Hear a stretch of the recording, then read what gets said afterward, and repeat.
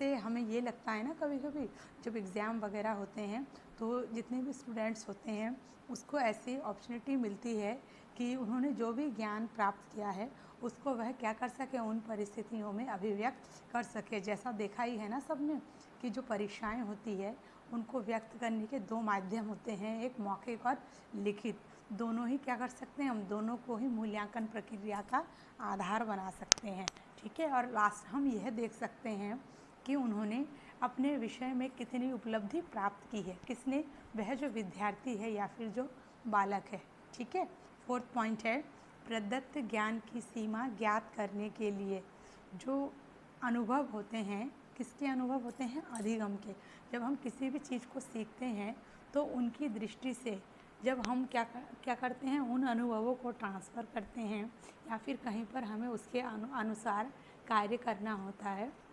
तो हमें उसके लिए प्रदत्त, जिसको हम डाटा कहते हैं, ज्ञान की सीमा की जानकारी क्या होती है, चाहिए होती है।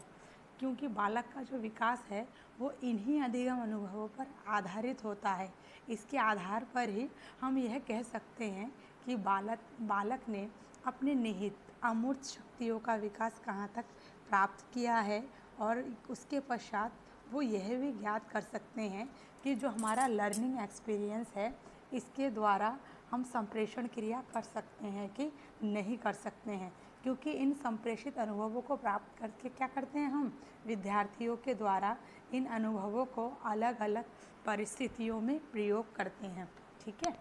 फिर है फिफ्थ पॉइंट, शिक्षण में परिवर्तन तथा वांछित सुधार के लिए। जैसा आपको पता ही होगा कि जो भी शिक्षण प्रक्रिया होती है इसमें शिक्षण यदि अव्यवस्थित या अनियोजित ढंग में किया जाता है तो क्या होता है, स्वाभाविक रूप से हमारे जो उद्देश्य होते हैं उसको हम निर्धारित तरीके से प्राप्त तो कर सकते हैं, लेकिन इसको पर्टिकुलर सीक्वेंस में लाने के लिए और इसके जितने भी पार्ट्स होते हैं उसको और अनुभवी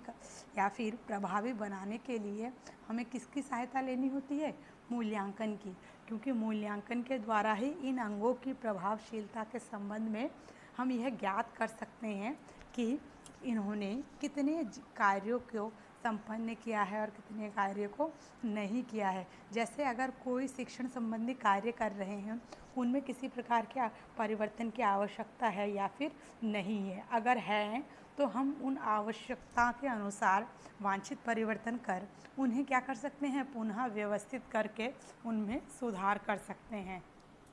6 पॉइंट है बालकों को प्रेरित करने तथा निर्देशन प्रदान करने हेतु जो भी बालक होते हैं उनको हमें क्या करना चाहिए, प्रेरित करना चाहिए, मोटिवेट करना चाहिए और उन्हें इस प्रकार से निर्देशन देना चाहिए, उनकी हेल्प करनी चाहिए। एक प्रकार से कह सकते हैं कि जो भी विद्यार्थी होते हैं उनको क्या करते हैं, सफल घोषित करते हैं। उसके पश्चात उस विद्यार्थी की सभी